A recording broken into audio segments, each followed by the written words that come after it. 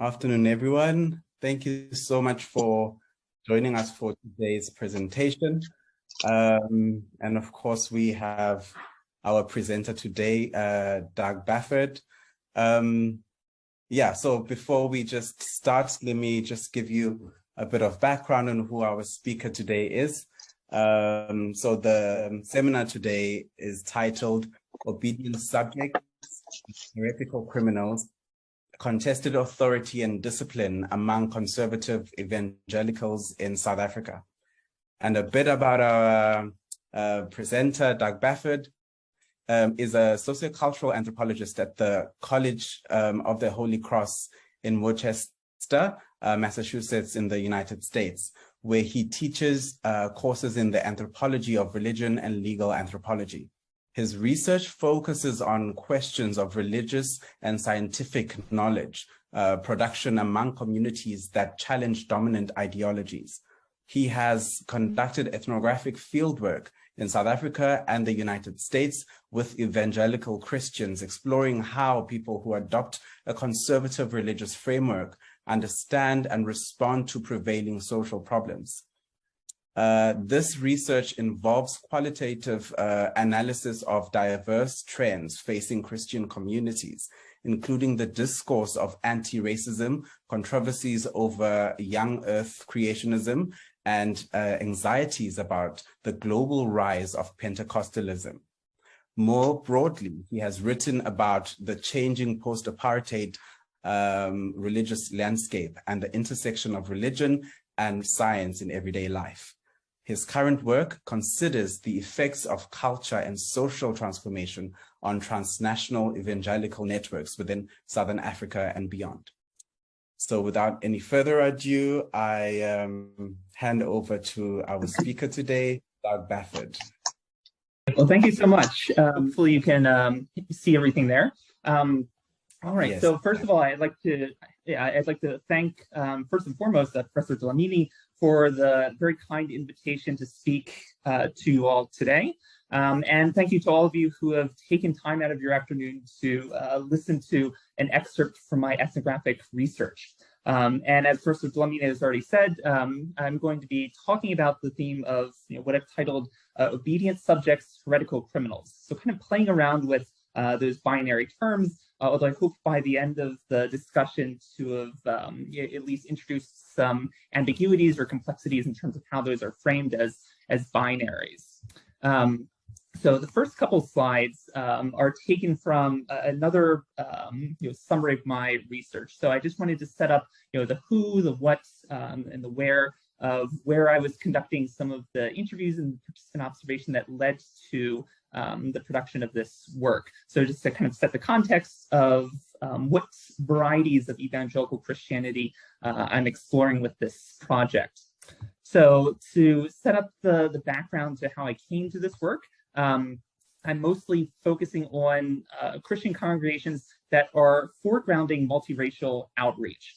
So that is those that, if not the most salient component of their theology or the way that they present their religion, are certainly trying to break down racial barriers in both evangelistic outreach, so bringing in new people into the church, and then thinking about what are the legacies of racial division that have played a role within Christian history over the past couple hundred years in South Africa. And in some ways, this is a little bit unusual, given how conservative many of these evangelicals are on other social issues.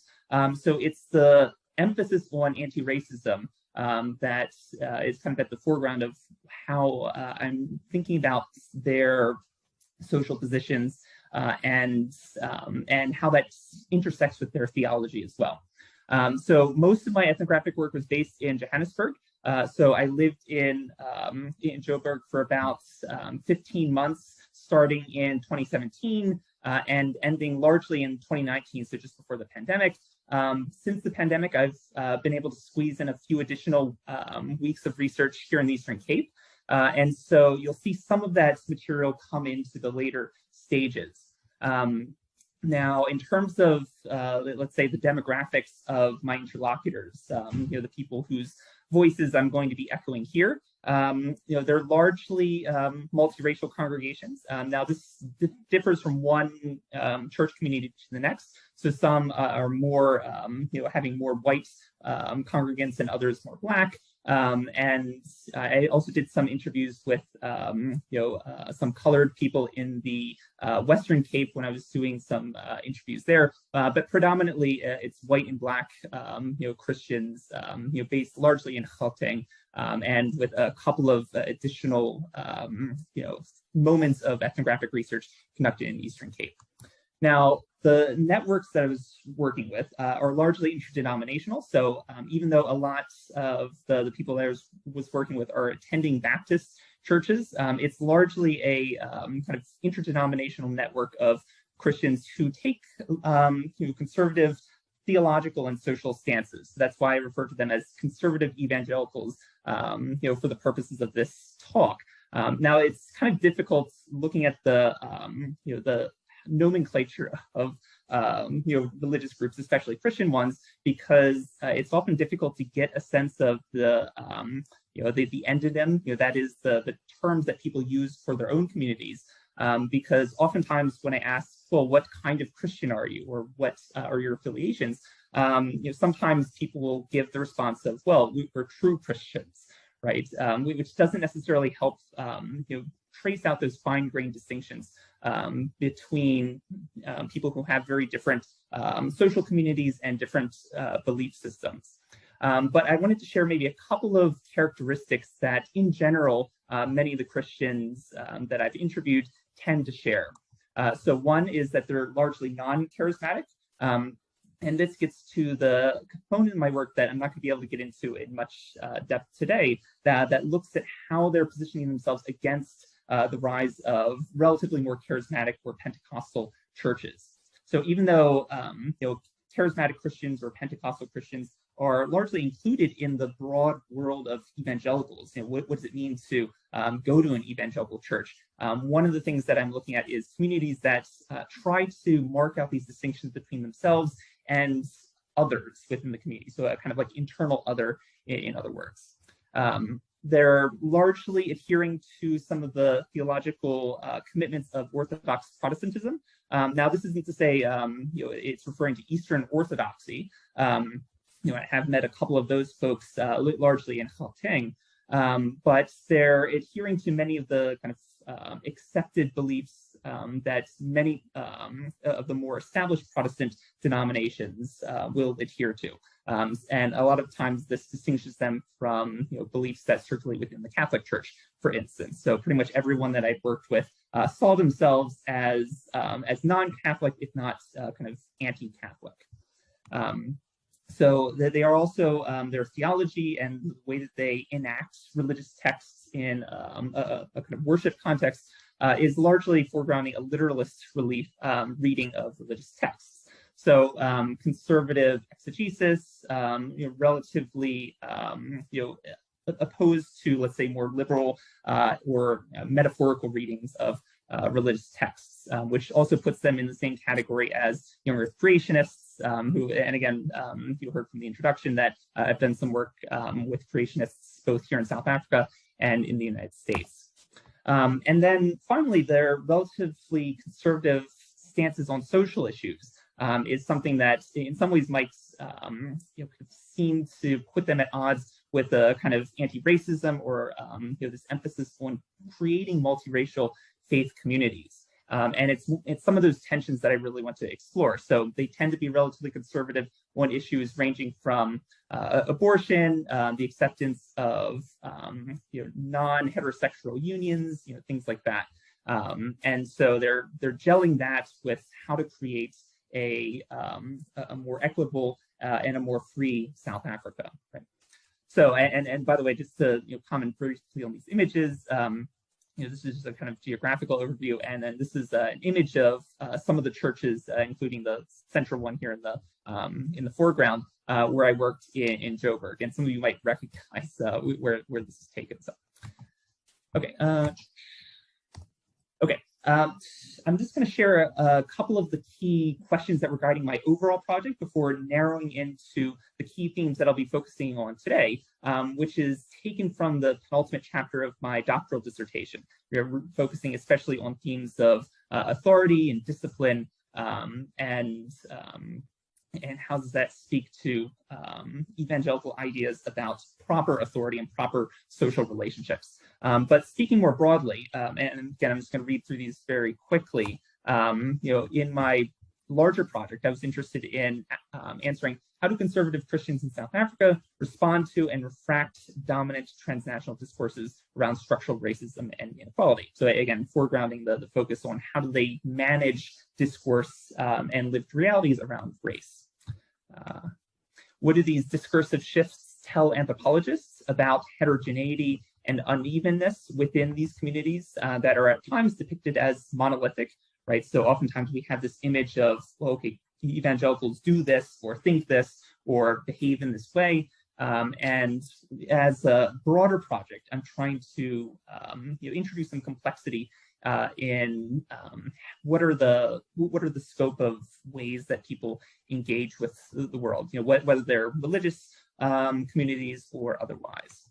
And then finally, why do evangelicals pivot their moral stances to account for recent social and political trends, and what social realities remain unspoken amidst these discursive changes? And this is a theme I'm going to be hopefully returning back to towards the end, thinking about what are the absences, what are the moments of silence that emerge in their discourse on political themes or themes of proper authority. Although in my larger work, this question is addressed to a much broader set of themes. Okay, so now just to summarize the remaining slides that I have, I just wanted to give a sense of the plan ahead, because in one way, I'm trying to kind of invert the formal structure of how I would put this together for a publication or even for more formal seminars, in that I want to begin with some ethnographic moments. So delving right into some of the things that came out of interviews and casual conversations at some of these religious sites. And then from that, introduce a couple of the ways I'm thinking about framing these questions. And hopefully from that, I can get your feedback as well on what might be the most apt or creative ways to think through some of this ethnographic material. So starting with that, I'm going to look at 3 key sites of authority discourse, right? Where do we see authority coming up or bubbling up to the surface in the way that evangelicals think about power and the way that they speak about even political issues? So one, starting with the suspicion of pastoral fidelity, then moving into themes of disorder and criminality, and then finally bringing it into an even more kind of overtly political question of what are the ambiguous relations that Christians create between them and the post-apartheid state. And then in the last slide or two, I'm going to introduce a couple of potential theoretical framings. And this is where I'm really interested, like I said, in getting feedback, because I think some of these might work and others could be maybe replaced with more fine-tuned theoretical apparatuses. Okay, so moving into the ethnographic stuff. One of the things that emerged, even my earliest writings and musings about this, when I first visited some of these churches in 2017, 2018, was this pervasive suspicion of whether a pastor is on the up and up, to put it colloquially. So the trope of the exploitative or even the criminal pastor was quite silly, not only in the casual conversations that people would have in and around the church, but even in sermons themselves. So there was this pervasive fear that not their pastors, but certainly all these other pastors, even some within the big tent evangelical community, were taking advantage of their parishioners, right? So the proverbial fleecing of the flock, right? There's a couple of flavors in which I saw this, and oftentimes they melded together, right? So as someone is criticizing one pastor, they would often say like, well, that's actually very similar to some of these other forms of exploitation that we see within the global Christian church. Now, to bring in some of this, in a more visual way, I've included a couple of either memes or photos that I took, and so I'm going to intersperse those as we go along. But the first theme of describing, let's say, a criminal pastor, an exploitative pastor, is in some of what they saw as the more charismatic churches around them. So, as I mentioned, many of these churches position themselves against people who have a more kind of exuberant or charismatic expression of the faith. That is, Christians who might have a more visible connection with the Holy Spirit, so speaking in tongues, having kind of healing gifts via the Holy Spirit, and they often see this as itself a form of exploitation, right? So that perhaps a pastor is just trying to get people's offerings, donations, and not really providing anything of supernatural value in return. So, this is an example of a church, actually, maybe about an hour's drive away from Makanda, where I was doing research, and he was part of this anti-charismatic network. And yet, in some of these, so this is, for instance, a township church. There's often a blending between the kind of more overtly charismatic and what we might think of as kind of anti-charismatic expression of the faith. So he was in some ways caught in this liminal area between like how charismatic do we want this expression to be, and perhaps even more. And I think this is going to be the next slide. Perhaps more sensationally. Some of you might remember from a couple of years ago, there was the case of the so-called resurrection pastor. So Pastor Lucao, who supposedly brought this man from the dead.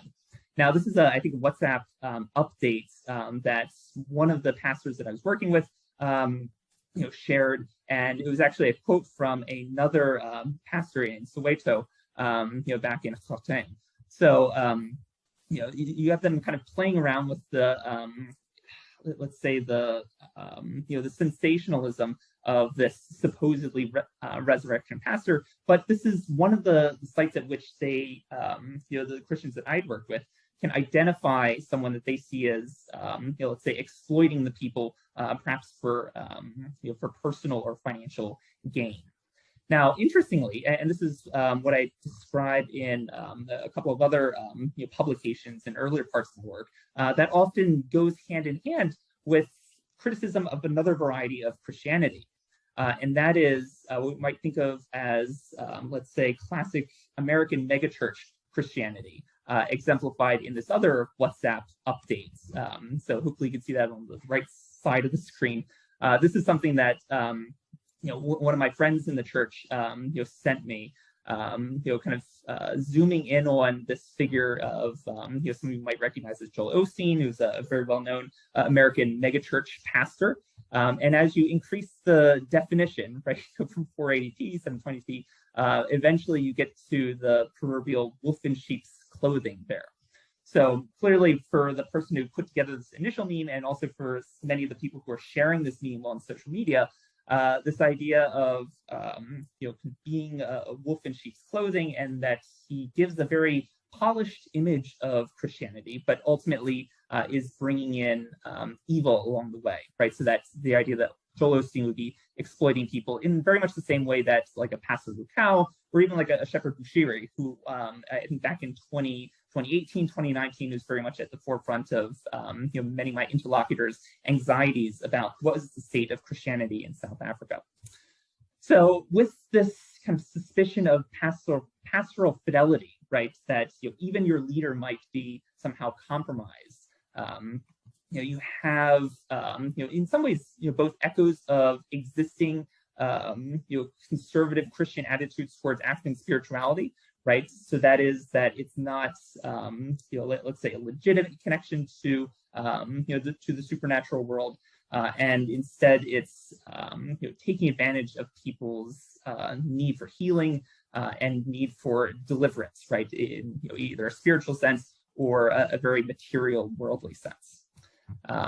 Now, it's in some ways, I think, a new thing that many of these Christians are melding together the anxieties about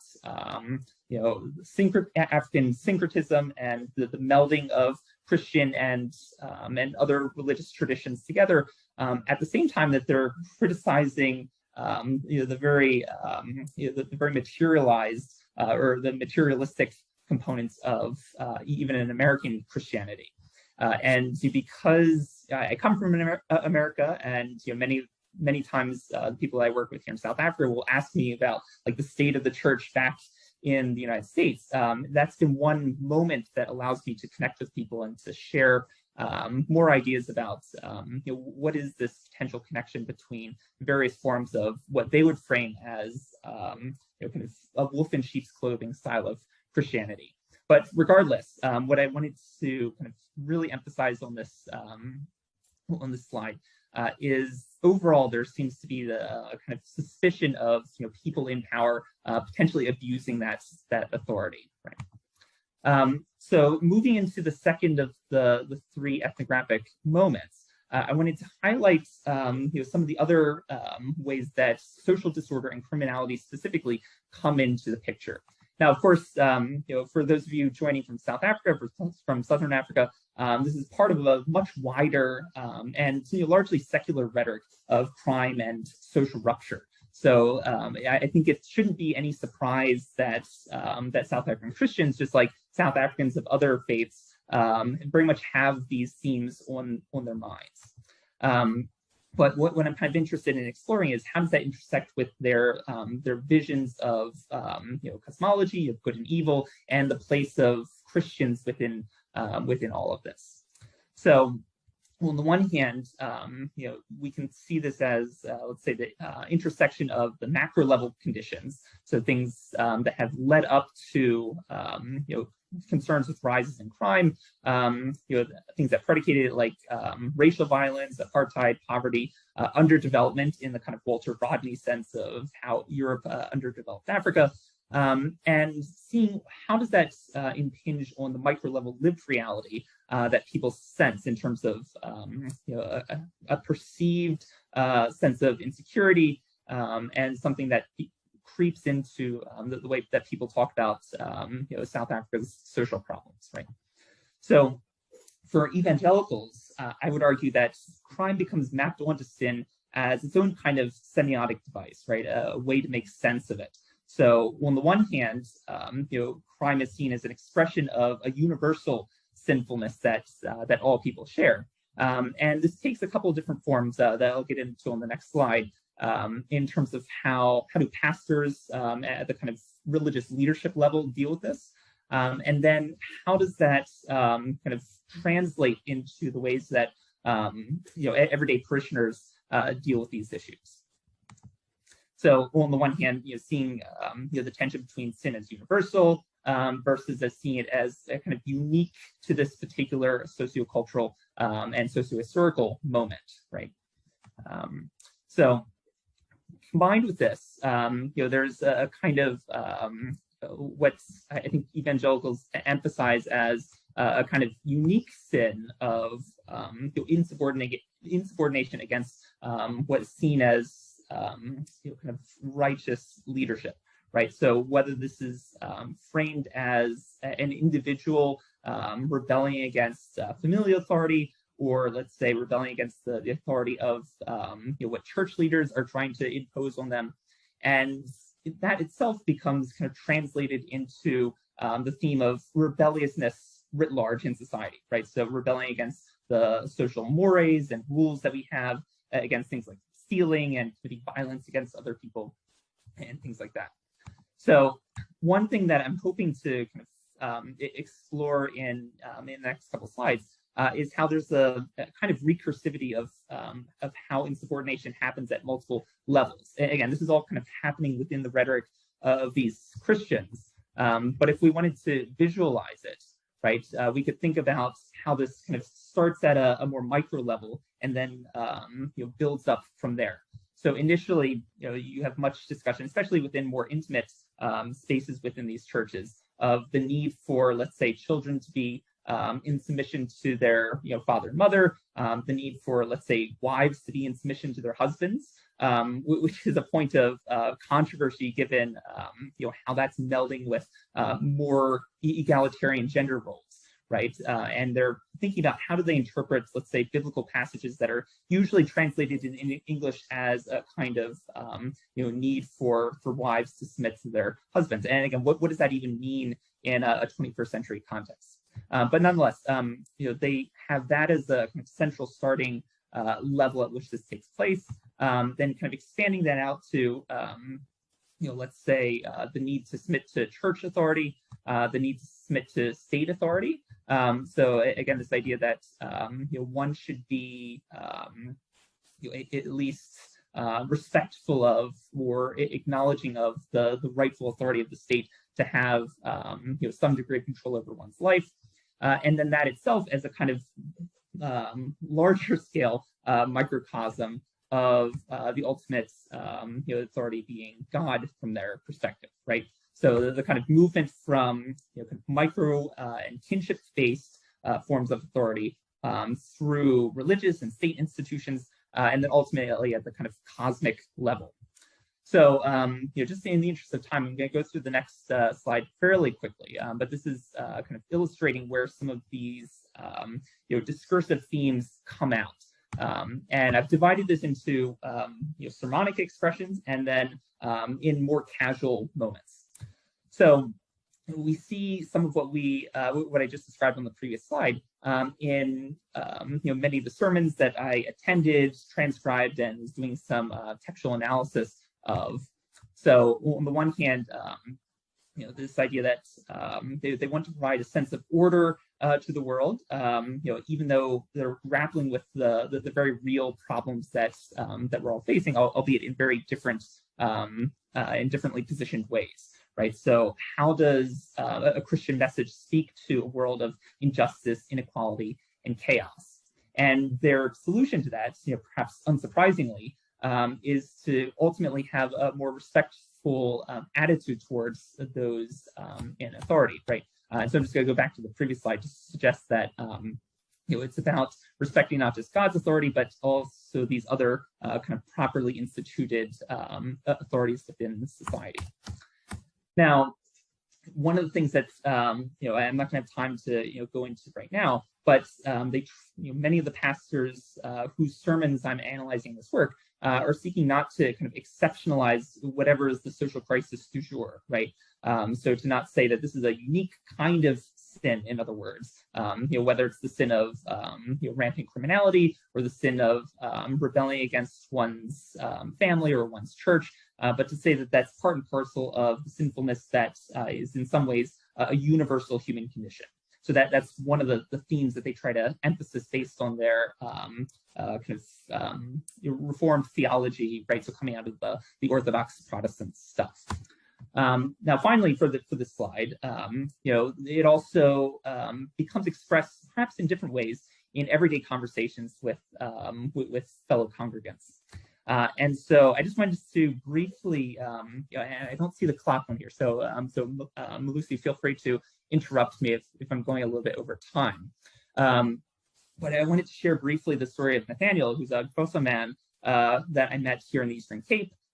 And this is one of the things that actually triggered a lot of my thinking about this topic, because as he and I were chatting casually at his home, a couple of days after one of the services where I met him, he's a man in his 60s who was about to get earlier this year baptized into the church, which is part of the same network that I've been describing.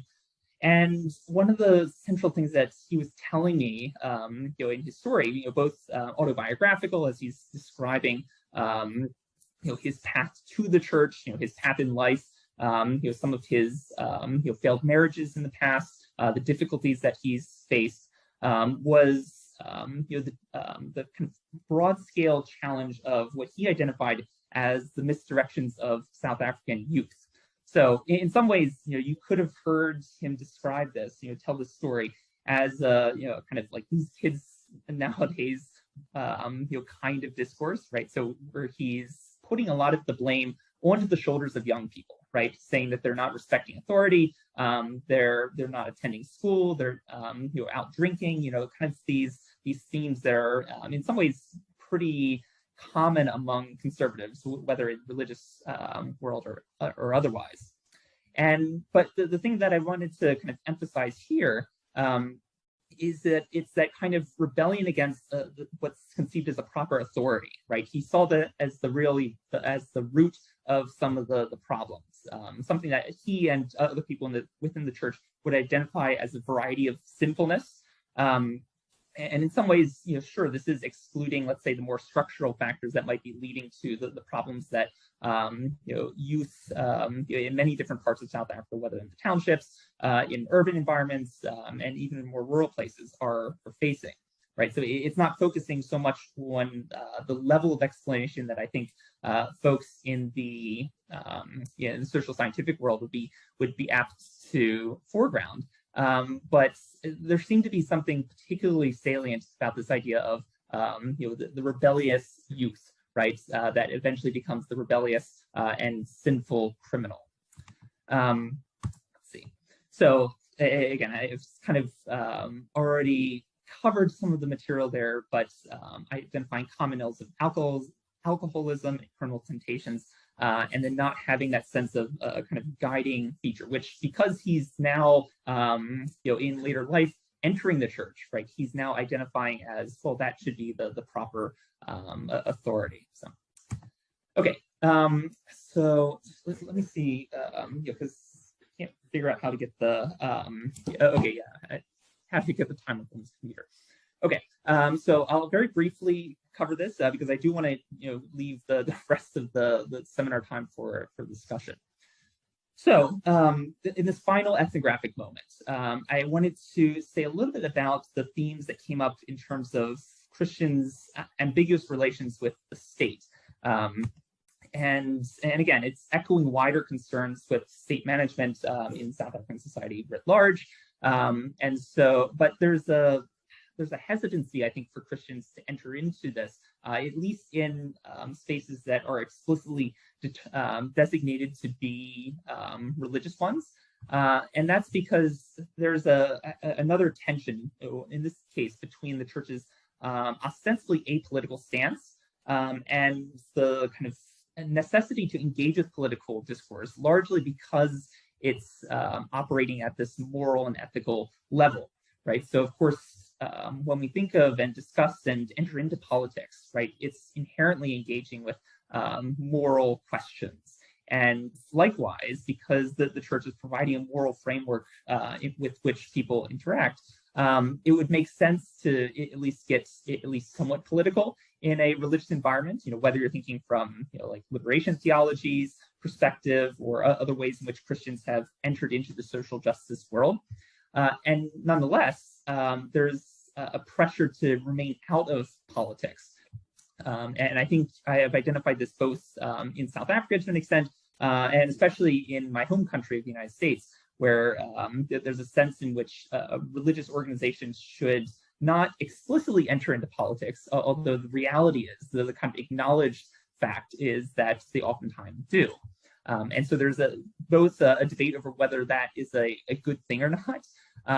But I'm kind of remaining agnostic on that question, instead looking at the ways in which inevitably there is this intersection between the political and the religious world.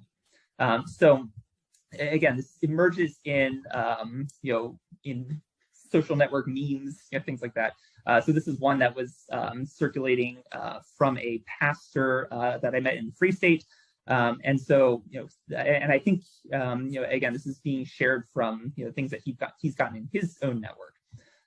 So here he's listing out the job description for a pastor, that it's not to start a political revolution. It's not to engage in, contemporary trends. It's not to raise himself up. And again, it's very gendered language, because again, this is from a operating within a gender ideology that's presenting pastors as exclusively male.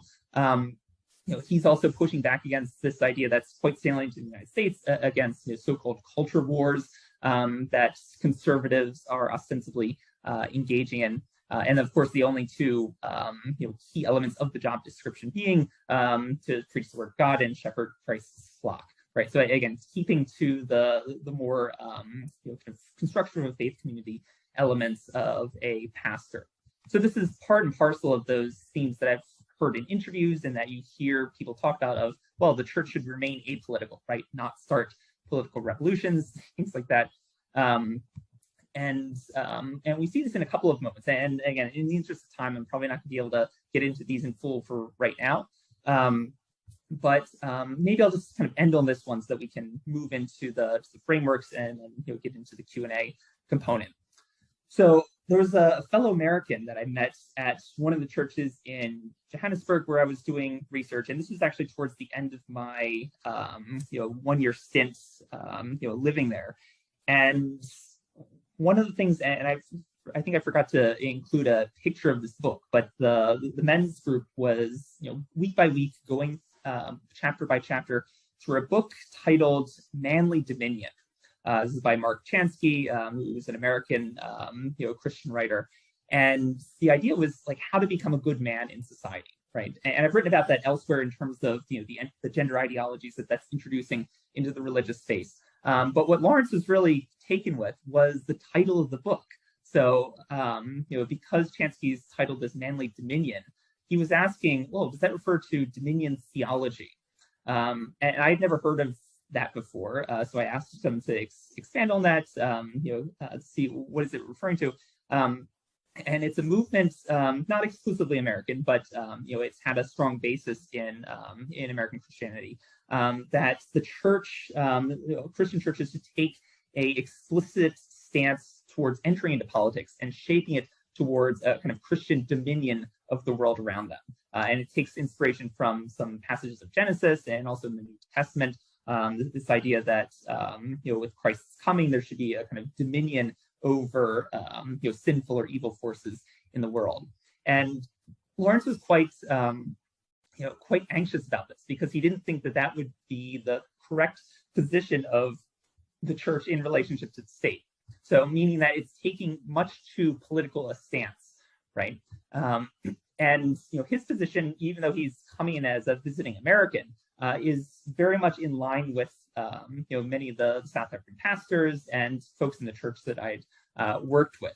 So again, there's this sense of you want to impart some kind of moral direction on the world around you, and yet you don't want to create that power relationship of kind of creating a political party, let's say, or bringing Christianity overtly into politics, right? Because there seems to be something not quite right about that. So, and again, I can maybe get into this if people have questions in the Q&A, but because I was in South Africa for the parliamentary elections in 2019, that very briefly came into some of the sermons and some of the discussions that I had with interlocutors. What does it mean not to kind of vote for the Christian party, so to speak, but what does it mean to vote with a Christian mindset? So again, kind of trying to split the difference, so to speak. And in some ways, I'm kind of to transition a little bit more into the theoretical slide.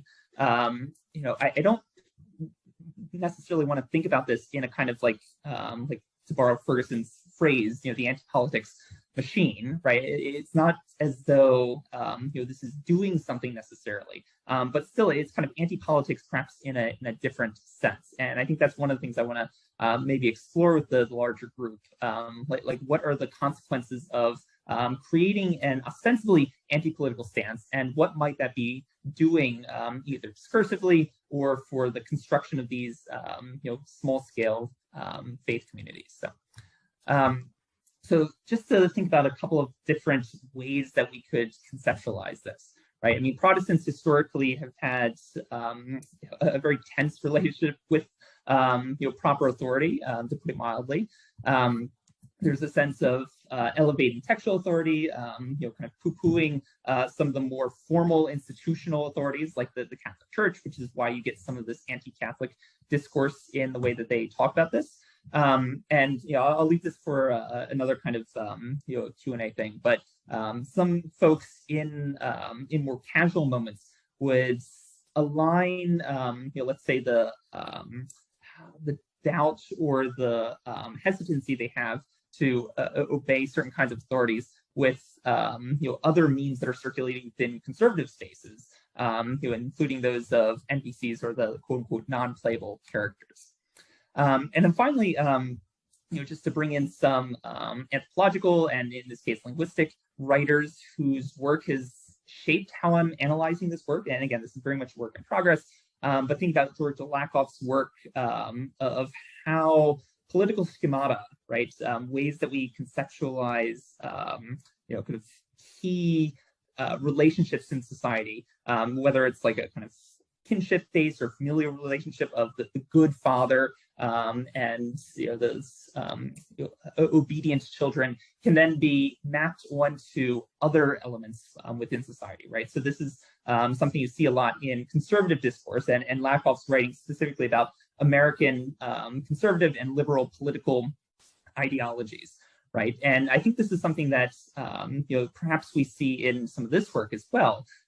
This idea that there should be some proper conditions for the relationship between a kind of patriarchal figure, right? So in a religious sense, or a religious, a state-based or familial-based sense. And obeying that proper authority, right? And that's something that you see come into their language, whether it's in a sermon or whether it's in kind of casual conversations about rebellious youth, right? And so, I'm arguing that different modes of relating to authority, some that are kind of anti-establishment, and some that are encouraging subservience to a patriarchal model, get drawn out at different moments, right? Now, I think some of the bigger, kind of remaining questions are, well, what's the value of pointing that out? And that, in some ways, is kind of bring me to these last couple arguments that I'm making. So I'm just going to read through this very quickly, and then turn it off to Malusi to navigate the Q&A.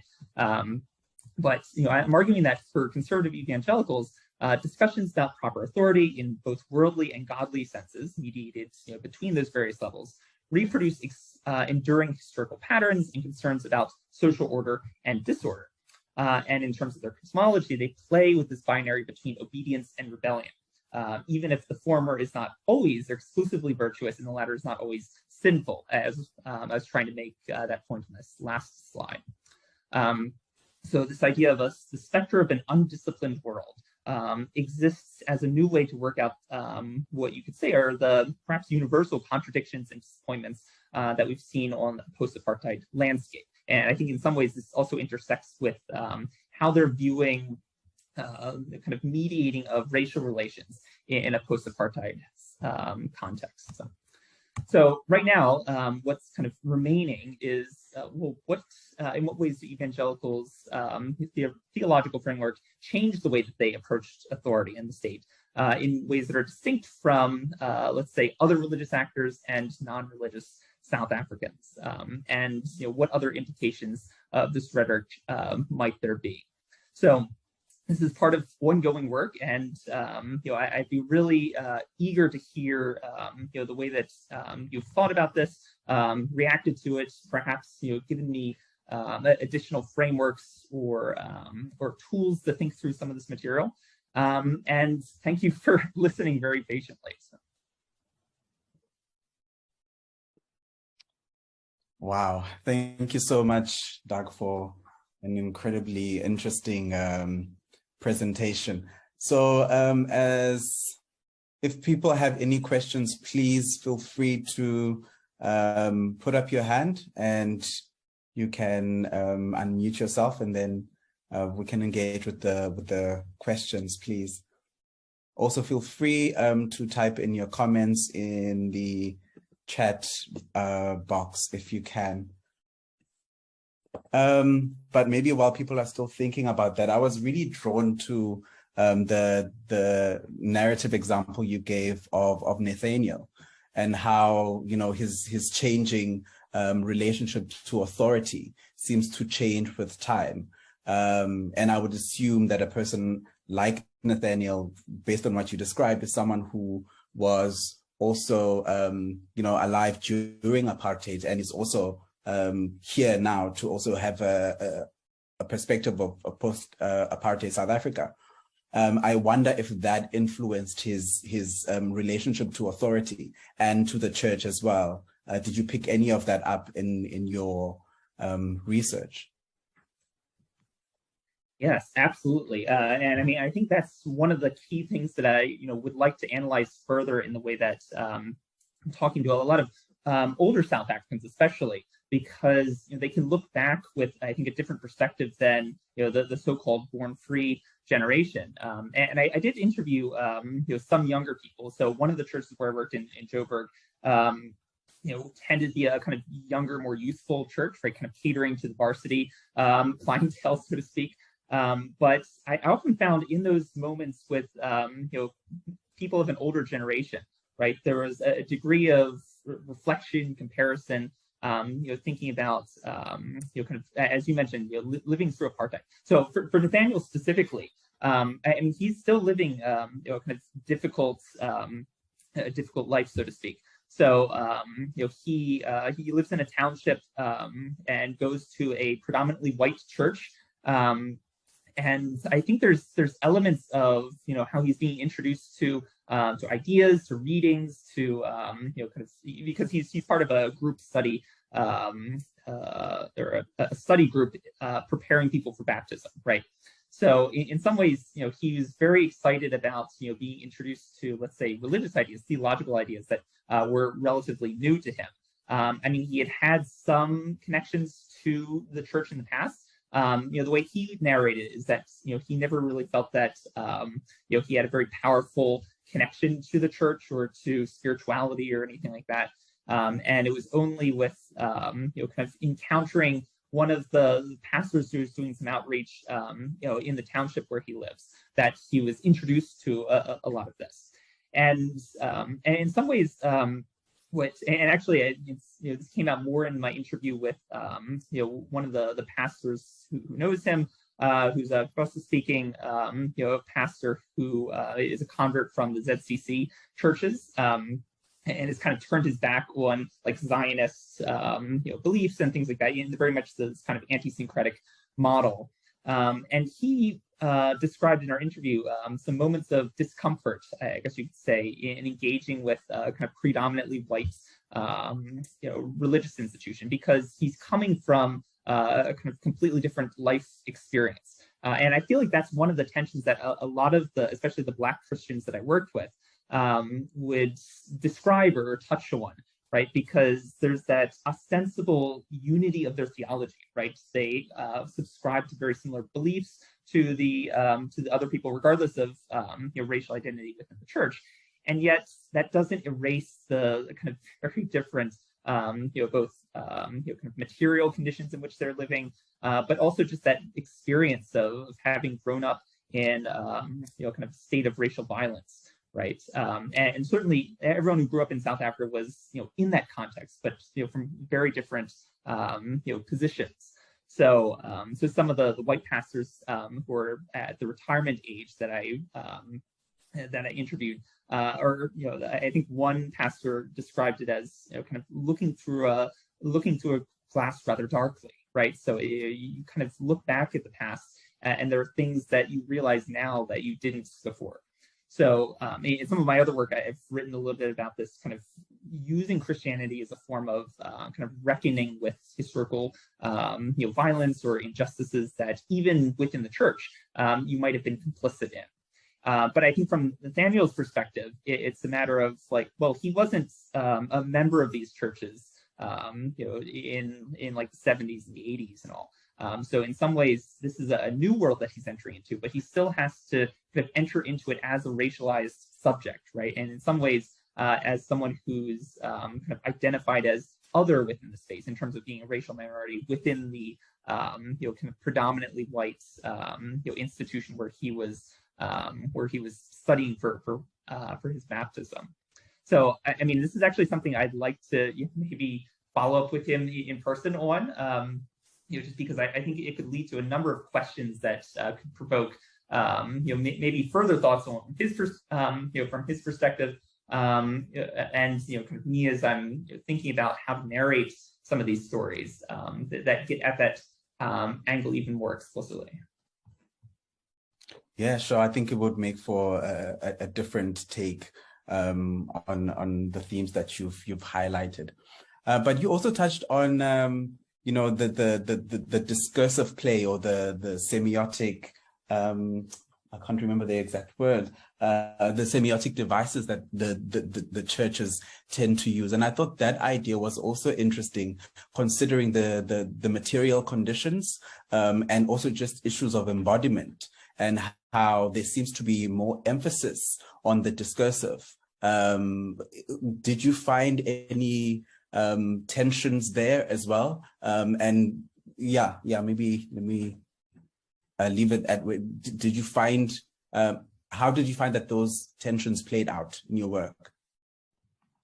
Yeah, well, in some ways, I feel like this kind of gets at my own methodology. And this is actually something that other people have commented on. So I realize in some ways, I think it's a very valid line of criticism that, a lot of the analysis that I do is very much based in words and texts, kind of think about texts very broadly. So you phrased as like the kind of discursive and the embodied, components to it.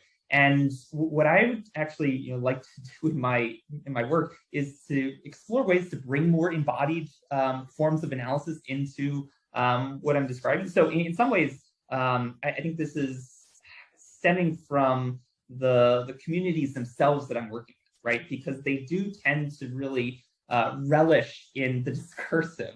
I mean, even to the point of Christianity itself as a text-based religion, I mean, as kind of concretizing this idea of the word of God, right? It's not kind of other things that God is doing. It's God speaks, right? And through speech itself comes existence. So I think at the broader theological, philosophical level, there's that bias there. But I don't want to ignore the kind of more embodied dimensions of this analysis, right? And so I would actually be open to your suggestions, or the suggestions of maybe others in the virtual room, of like, in what ways can we maybe foreground the embodied components of these religious worlds, right? Even if the theology that they're espousing tends to emphasize the discursive more so than the embodied components of religious experience. I think nonetheless there is an embodiedness or an embodiment to it, right? But I'm not exactly sure how to parse that in my writing, right? So yeah, I'm open to other ideas that you have or others. And it's not necessarily a criticism per se, and you sort of tapped into it when you were speaking about the word of God and how the church leverages that kind of discursive device, right? So I think it's a problematic really that could be further explored, and I think that would also give just an interesting aspect to some of the themes that you're highlighting. So it really is because of what emerged in your data and what people were highlighting. It's not necessarily what your oversight. So I just think it's an interesting take. I see a comment from Alida van der Vaart here saying, it's a question rather, did Nathaniel mention a process of severance from ancestral belief to be able to be baptized in this church? Yes, a great question. So Nathaniel didn't mention this explicitly. So he was not, again, involved in kind of mediation with the ancestors or things like that, or at least that wasn't part of the way that he's constructing his narrative now. It was more a matter of just never having attended to it. Now that is something that the pastor Yaniso, who I refer to in some of my other publications.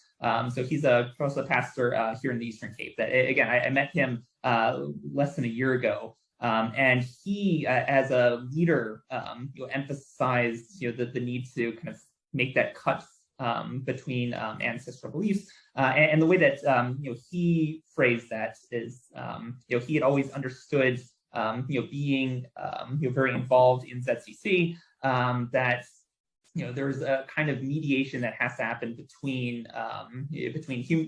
living human beings and Jesus, right? And the ancestors play a central role in that. And from his new perspective, right, as he's being introduced by a Afrikaner missionary into this, kind of what he's calling orthodox, correct belief forms of Christianity, is that, well, okay, now you can have a personal relationship with Jesus. You don't have to have that mediation there.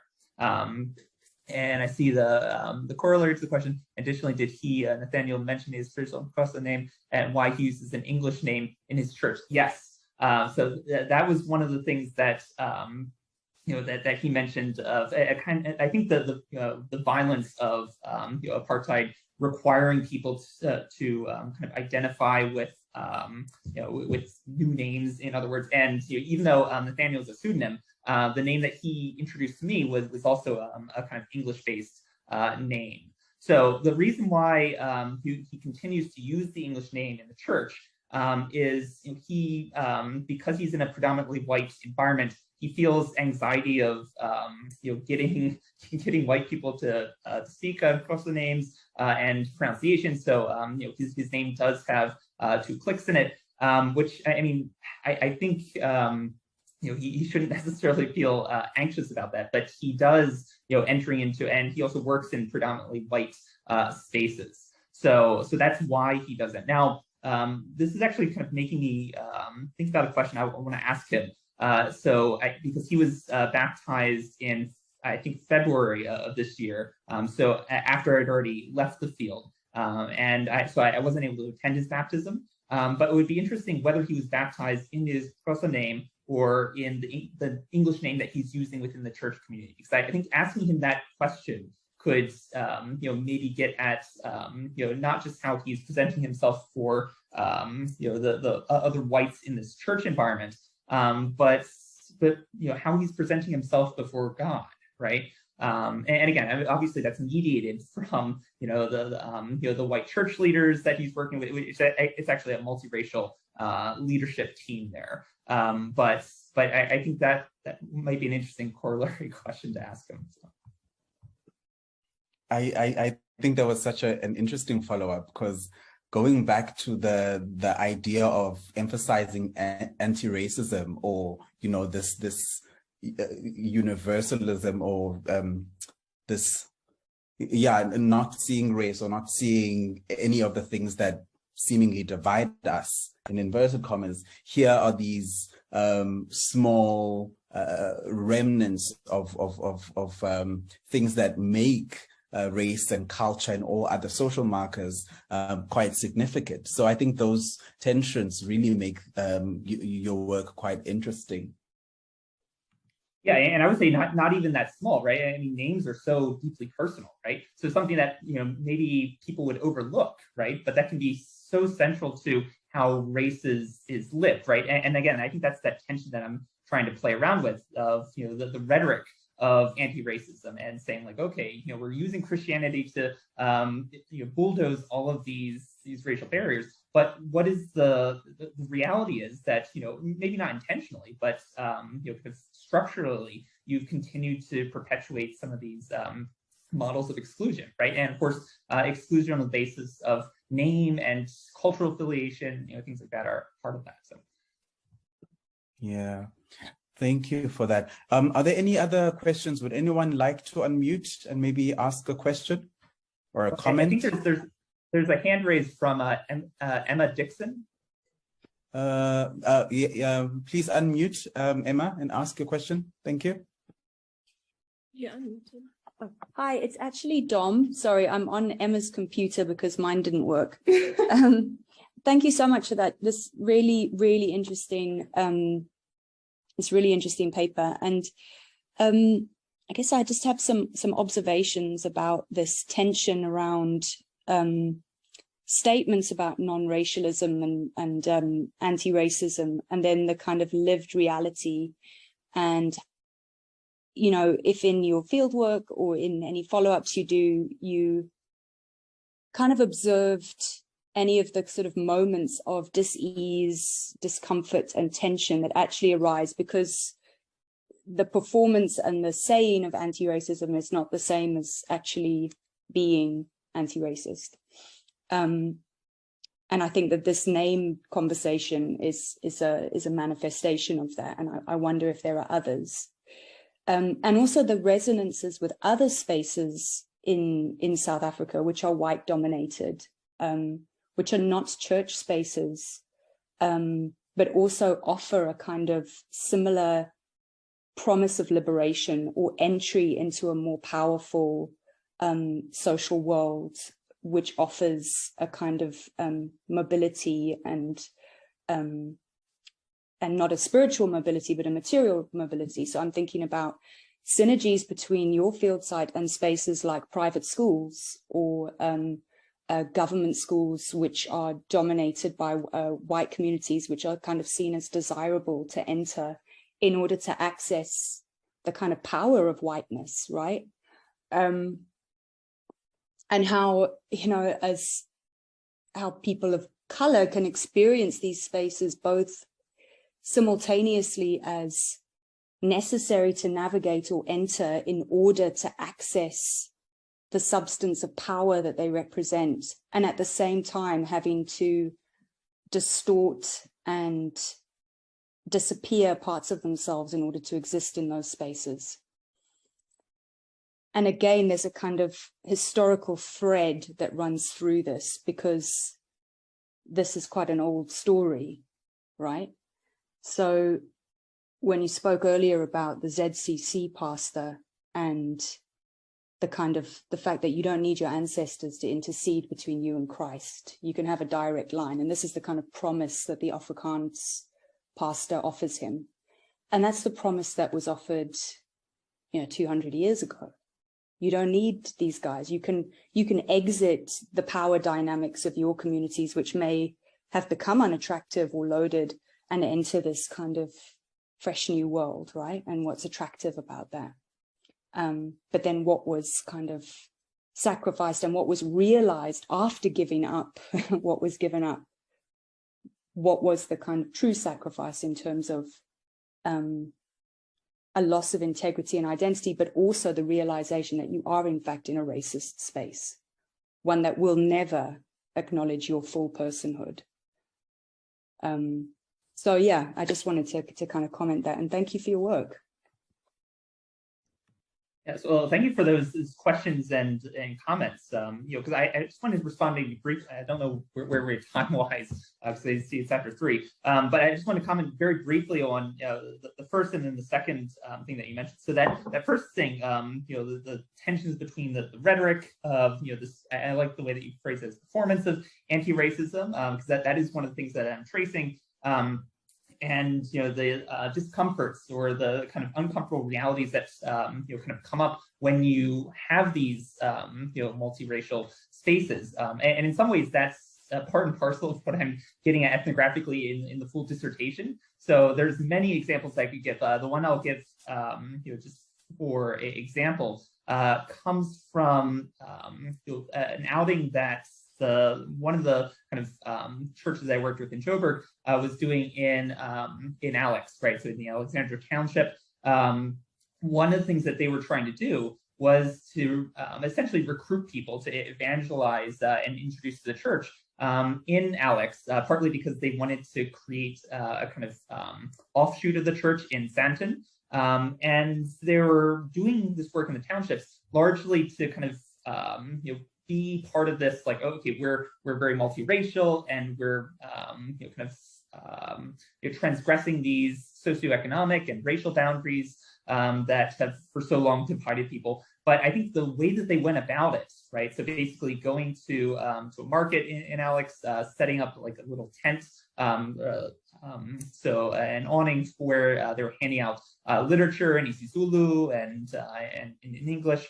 And essentially kind of offering people transport to the church, you know, closer to the northern suburbs.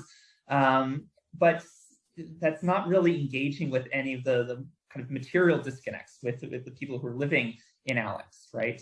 And in some ways, because this is an English-dominated church, just like many of the churches where I was doing research, it's not kind of giving people a more intimate or familiar, let's say, religious or worship experience. So one of the things that they're trying to do from their perspective is like, oh, we should all be this kind of rainbow nation in a microcosm in our church.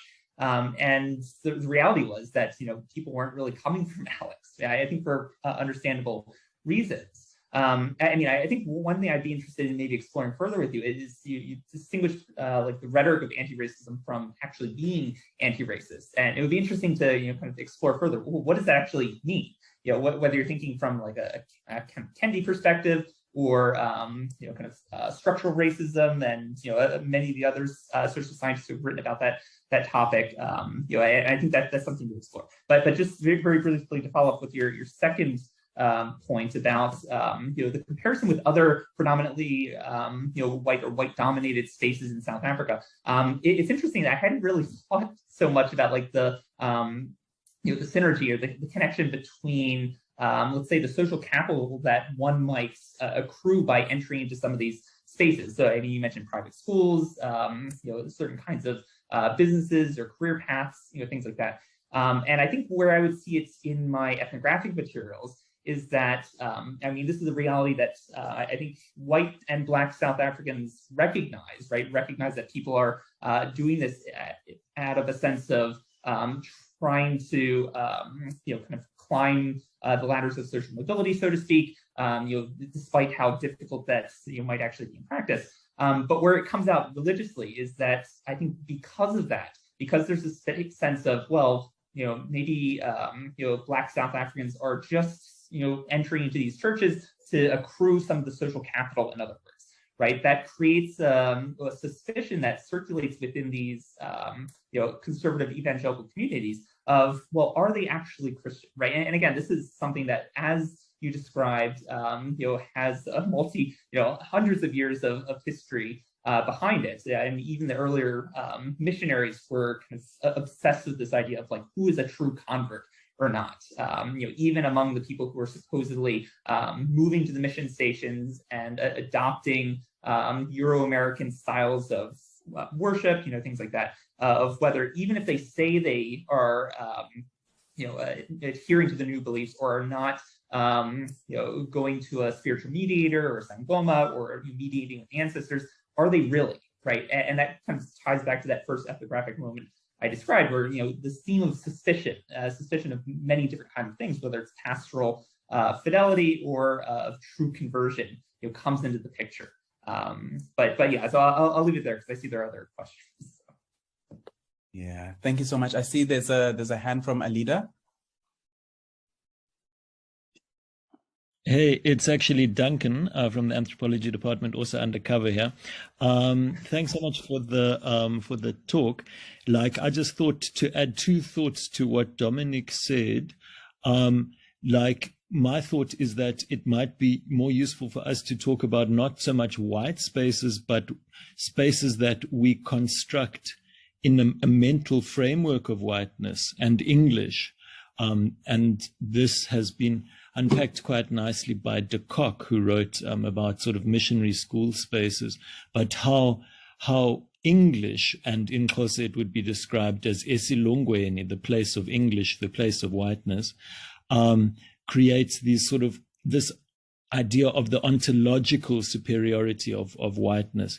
And I mean, then what's useful in that is, even if the school transitions to become predominantly Black, there might still be these ways of being that deny or are uncomfortable with what we might call Black ontologies or epistemologies. So that was my thought there. Thanks.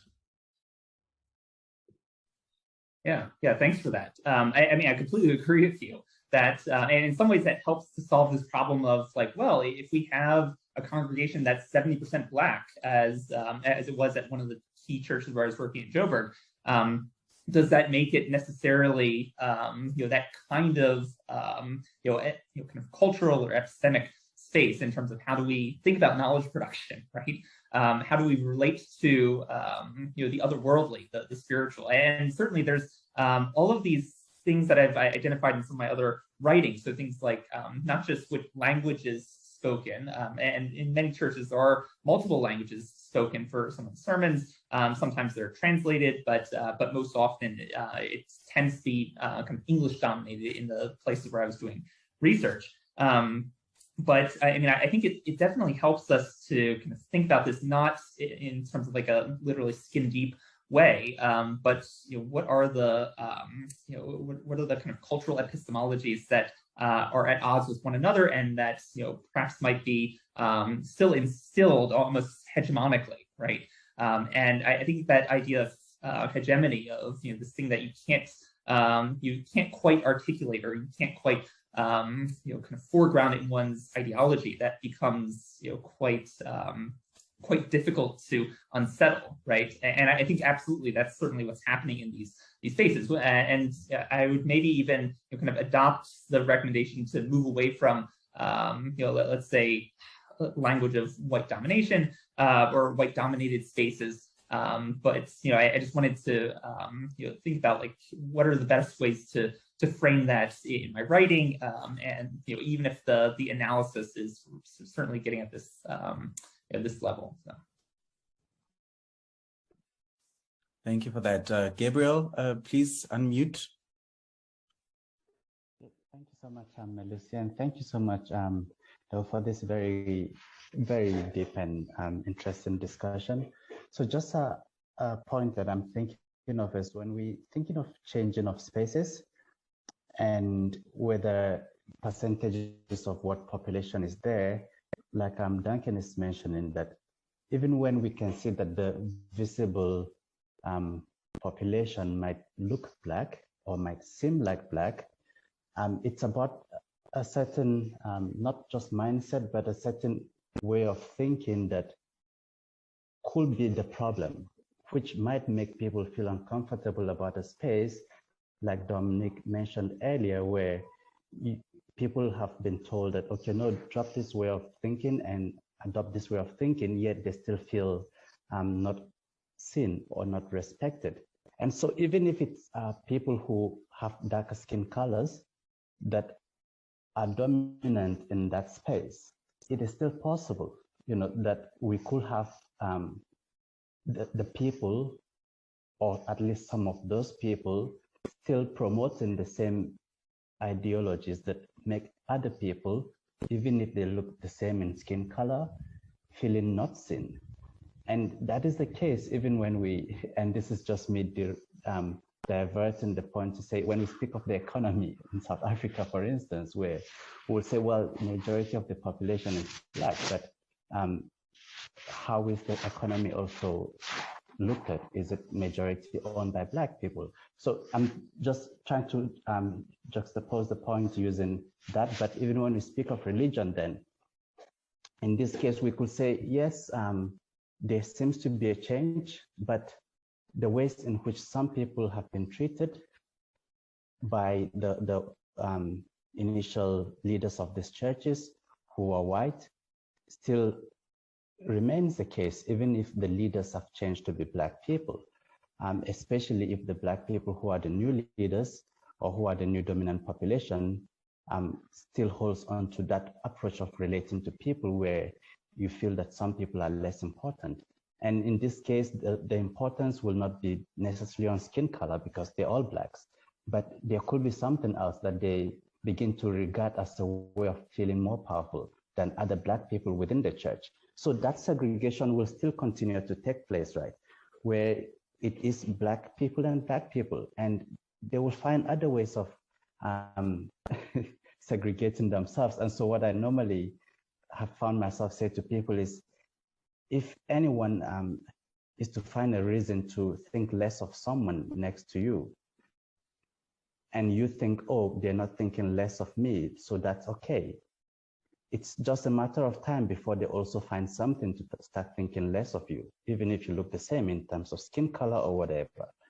And so the fundamental problem for me then is, are those ideologies in which some people are made to feel less actually changing within the spaces, or is the the feeling of power changing, where it's just a matter of skin colors changing, but the feeling of power still remains. And what people then hold onto as powerful, shifting between the generations.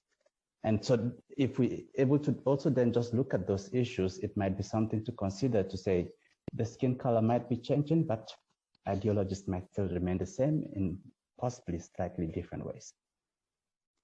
Thank you. Yes, thank you. I really like how you phrased that, ideologies which people are meant to feel less than, or to feel excluded. And I think in some ways that helps us not to kind of put race itself on a pedestal, but to see it as part and parcel of other violent rhetorics and practices in society, right? But just to kind of address the more substantive point, I mean, I absolutely agree that just by changing the demographic composition, the skin color of the pastors, right? I mean, that might have some kind of performative value, right? People are trying to use that as a way to showcase their diversity, as often happens in even institutions of higher education in the US, right?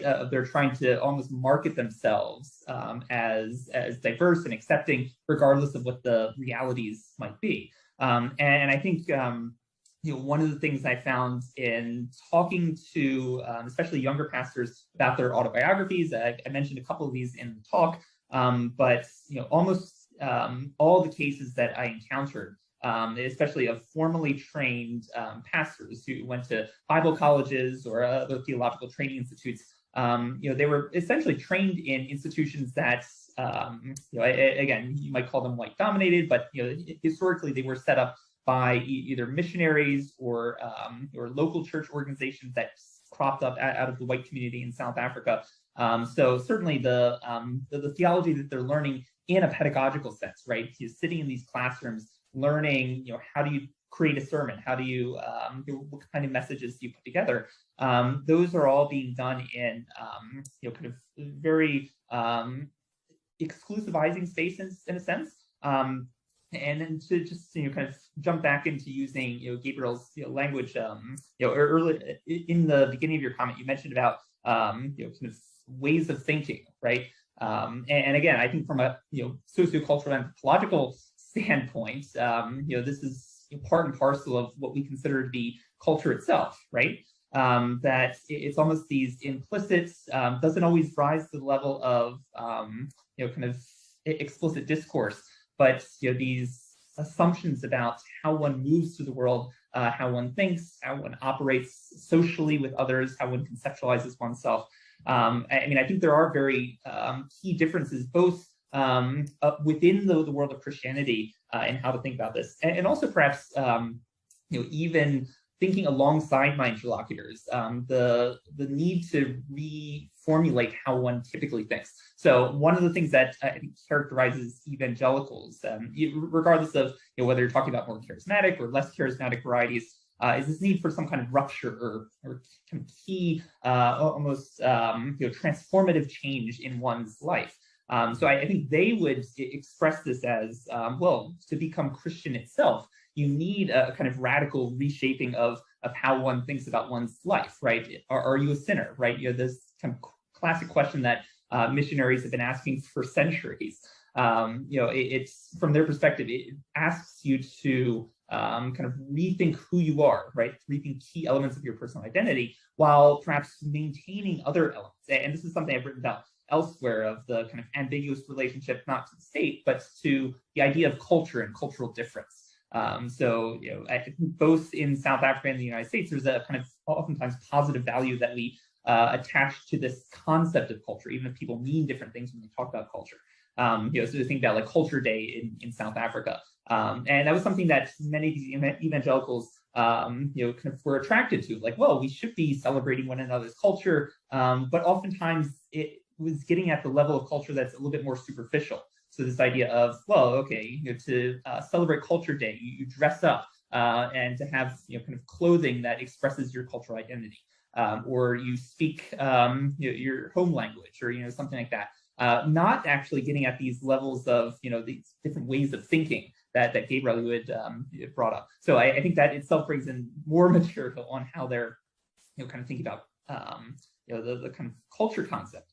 But yeah, I mean, I think that is a really helpful comment, and thinking about how, as you mentioned, people find ways to segregate themselves and to do harm to other people, whether intentional or not. Wow, thank you so much. I don't know if there are any other comments or questions, but from my end, I think it's been such a thought-provoking presentation from you, Doug. I don't know if you would want to also have a final thought before we end. I don't have anything specific planned. I mean, other than just to thank all of you for your for your engagement with this, and this has actually been very helpful for me, because again, as I mentioned, this chapter, this work that I'm hoping to put together in new forms, it remains rather nebulous. So I mean, for providing new vocabulary and providing future ideas, I think Malusi did put my email address in the chat. So I'd love to hear from other folks of different follow-ups or any comments, suggestions, or again, I'm not shy about criticism, critique, things like that, because I think it's making this work all the stronger. So I just wanted to thank everyone once again. Yes, and I'll echo those words as well. Thank you so much for attending, everyone, and for engaging with today's seminar. And I'd also like to thank Doug for making the time and for even coming through to the Eastern Cape to give us today's presentation and engagement. Thank you so much, and have a good afternoon to everyone.